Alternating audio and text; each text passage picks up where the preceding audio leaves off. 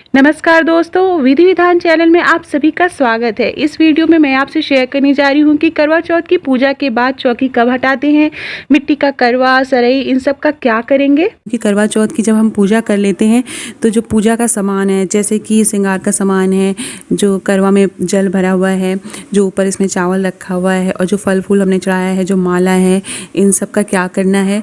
पूजा को हमको जो पूजा का सामान है वहाँ से कब हटाना।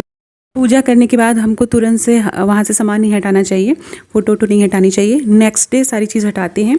और जैसा कि मैंने कल रात में सब ढक के रख दिया था, आपने देखा मैंने सब चीज़ हटाई, वहाँ से कटोरी से ढक दिया था। भी मिठाइयाँ हैं उसको हम एक जगह कर देंगे, जैसे गट्टा है, रबड़ी है, शकरपिंडी, चावल का लड्डू है, बर्फ़ी थी, वो सब हमने एक जगह रख ली। और जो चावल है जो करवे के ढक्कन पे था, तीनों करवे के ढक्कन था, उसको हमने एक जगह कर लिया। तो आप इसको पक्षियों को भी डाल सकते हैं या पंडित जी को दान दे सकते हैं। इस तरह से हम एक एक करके सारी चीज़ें हटाते हैं। चावल हमने एक जगह कर लिया, जितनी भी मिठाइयाँ थी, बर्फ़ी थी, जो भी थी उसको एक जगह कर लिया। और ये फल फूल एक जगह कर लिया, फ्रूट्स जितने भी हमने चढ़ाए थे तो वो हम सब एक जगह रख लेंगे। फिर आप चाहें तो आस पड़ोस में इसको प्रसाद बांट सकते हैं, घर के लोग खा सकते हैं। इसमें से कुछ पंडित जी को दान देंगे, जैसे नारियल है, आप चाहें तो नारियल फोड़ के इसको काट के खा भी सकते हैं, या आप पंडित जी को दान दे दीजिए। ये चावल भी पंडित जी को दान दे दीजिए या पक्षियों को डाल देंगे। तो इस तरह से एक एक सामान हम हटाएंगे। श्रृंगार का सामान चढ़ाया था और ये जो हमने कपड़ा चढ़ाया था, ये सब एक जगह कर देंगे। तो आप इस जो सारा श्रृंगार का सामान है, और ये आप किसी सुहागन को दे सकते हैं या पंडित जी को दान दे सकते हैं, या अपनी सासू माँ या ननद, चाची, जेठानी को दे सकते हैं। और चूड़ियाँ, तो इसमें से कुछ चूड़ी अपने लिए भी रखेंगे। वो फूल माला हटाएंगे। ये फूल माला अभी मैं बताऊंगी क्या करना है। सारे फूल माला जितना भी चढ़ाया था उसको हम एक जगह कलेक्ट कर लेंगे। जो सरई है उसको निकाल लेंगे। तो फूल माला, सरई हम सब बाहर गार्डन में जाके डालेंगे, ये इस तरह से। और जितनी भी बाती है, दिया है, सब एक जगह रख लेंगे। रोरी है, अक्षत है, बहुत से लोगों ने पूछा था क्या करना है इनका। तो हटाने से पहले जो हमने सिंदूर चढ़ाया था, एक बार हम अपने सिंदूर का सुहाग ले लेंगे, फिर माता रानी से क्षमा प्रार्थना करके फ़ोटो हटाएंगे। तो हम अर्घ देते समय मैंने चढ़ाया था जो फल फूल मिठाई, वो सब भी हम उठा लेंगे। और उसको भी हम, जो फल है उसको दान दे देंगे, आप प्रसाद के रूप में ले सकते हैं। ये सारी चीज़ें,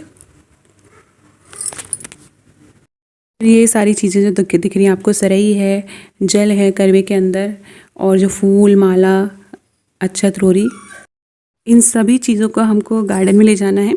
अगर आपका गार्डन नहीं है तो आपने अगर गमले लगा रखे हैं तो वहाँ पे रख सकते हैं। सबके घर में तुलसी जी होती हैं तो आप तुलसी जी में डाल सकते हैं ये जल। अगर तुलसी जी का पेड़ पौधा नहीं हो तो आप किसी भी गमले में, किसी भी पौधे में डाल सकते हैं। इस जल को आप अपने पूरे घर में भी छिड़क सकते हैं, इससे घर में सुख समृद्धि बनी रहती है। साथ में अगर आपको कोई बीमारी हो, कोई स्किन प्रॉब्लम है, तो आप इस जल को वहाँ पे लगा सकते हैं, तो आपकी जो स्किन से रिलेटेड समस्या है वो दूर हो सकती है। घर के किसी कॉर्नर में भी आप रख सकते हैं, जैसे बालकनी है जहाँ पे आपने गमले वमले लगा रखे हैं वहाँ सेफ रख दीजिए, या पार्क है, आपके गार्डन है, शायद फ्लैट सिस्टम में रहते हैं तो सामने पार्क होता है, आप वहाँ पे कहीं सेफ जगह गार्डन में रख लीजिए। तो इस तरह से फूल माला को अपने गार्डन में, या जैसे मैंने बताया आप फ्लैट सिस्टम में रहते हैं तो सामने जो गार्डन या पार्क होता है वहाँ पे आप पेड़ पौधे के पास कहीं पे भी इस तरह से डाल सकते हैं। गड्ढा खोद के उसको अंदर डाल के ऊपर से मिट्टी डाल दीजिए, तो इस तरह से खाद बन जाएगा और सेफ जगह भी रहेगा। बहुत से लोग इसको गंगा जी और नदी में डालते हैं, तो नहीं डालना चाहिए क्योंकि गंदी हो जाती है नदी। फिर हम करवे को सेफ जगह रखेंगे। जो मिट्टी के करवे थे, देखिए पिछले साल के करवे हैं जो मैंने रखे हैं, तो इसको हटा के मैं जो नए करवे इस बार के हैं वो रख रही हूँ। और जो पुराने करवे हैं आप उसको गार्डन में यूज़ कर सकते हैं, कहीं पे उसमें आप लगा सकते हैं पेड़ पौधे। जो फ़ोटो है, अगर आपने फ्रेम करा के फ़ोटो रखी है तो इसको सेफ रख दीजिए, आप इसको हर बार यूज़ कर सकते हैं। कैलेंडर है तो आप उसको दान दे दीजिए। जो पीतल का करवा था जिसको हमें हर बार यूज़ करना है, और ये सारी चीज़ें आप चलनी अगर चाहते हैं कि अगली बार फिर से यूज़ करें तो चलनी भी रख लीजिए। और चलनी हमेशा स्टील की या लोहे वाली लेनी चाहिए, क्योंकि जो प्लास्टिक की चलनी होती है उसमें दिया रखने से जलने के चांसेस रहते हैं। जो पुराने करवे थे इसको मैंने गार्डन में रख दिया है, इसमें आप पेड़ पौधा लगा सकते हैं। तो इस तरह से जैसा कि मैंने बताया था कि अगले दिन जब सब सामान हटा देंगे तो उसके बाद हम पंडित जी को सीधा निकालते हैं। सीधा का मतलब होता है एक टाइम का खाना। आप चाहें तो पंडित जी को बुला के भी खिला सकते हैं। तो उसमें दाल, चावल, नमक, हल्दी, और जो ये चावल था जो करवे के ऊपर रखा था, तो यह आप पंडित जी के चावल में आप डाल सकते हैं जो सीधा निकाला है। आसपास आपके पंडित जी नहीं मिल रहे हो तो आप किसी गरीब को भी दान दे सकते हैं, ठीक है। तो आप किसी गरीब को भी दे सकते हैं, लेकिन आसपास मंदिर होते हैं तो आप वहाँ मंदिर में जो पंडित जी होते हैं वहाँ पंडित जी को दे सकते हैं। और इसके साथ पंडित जी को दक्षिणा देनी है, जैसा कि मैंने पिछले वीडियो में बताया था। 51, 101, 501, आपकी जो इच्छा हो, जितनी शक्ति हो उतना आप दान दे दीजिए। मिठाई जो थी और जो फ्रूट्स है ये सब पंडित जी के आप उसमें एक पैकेट तैयार करिए, उसमें दे दीजिए। तो इस तरह से ये हम पंडित जी के लिए सारा सामान निकाल रहे हैं देने के लिए। चीज़ें रखते हैं और जो प्रसाद हमने चढ़ाया था इसमें से जैसे केला है, सेब है, मिठाइयाँ हैं, नारियल है, ये सब भी हम पंडित जी को देंगे। और ये श्रृंगार का सामान भी आप चाहें तो पंडित जी की वाइफ को दे सकते हैं। श्रृंगार का सामान आप पंडित जी को भी दान दे सकते हैं। इसके अलावा आप खुद भी यूज़ कर सकते हैं। इसमें से आप अपने लिए चूड़ी ज़रूर निकाल के पहन लीजिएगा और बिंदी ज़रूर लगा लीजिएगा। इसमें से ये थी छोटी छोटी बातें जो पूजा के बाद जो सारे सामान होते हैं उसको हमको कहाँ कैसे रखना है। और जैसा कि मैंने एक चीज़ बताया था, तुरंत से आप चूड़ी मत निकालिए जो आपने पहनी है, बिछिया नहीं निकालनी चाहिए, पायल नहीं। मेरे वीडियोस पे काफ़ी क्वेश्चंस आ रहे थे, इसलिए मैंने पिछले साल ये वीडियो जब मैंने करवा चौथ का व्रत रखा था उसके नेक्स्ट डे ये वीडियो शूट किया था। जैसे जैसे चीज़ें हटाई वैसे वैसे मैंने वीडियो शूट किया है।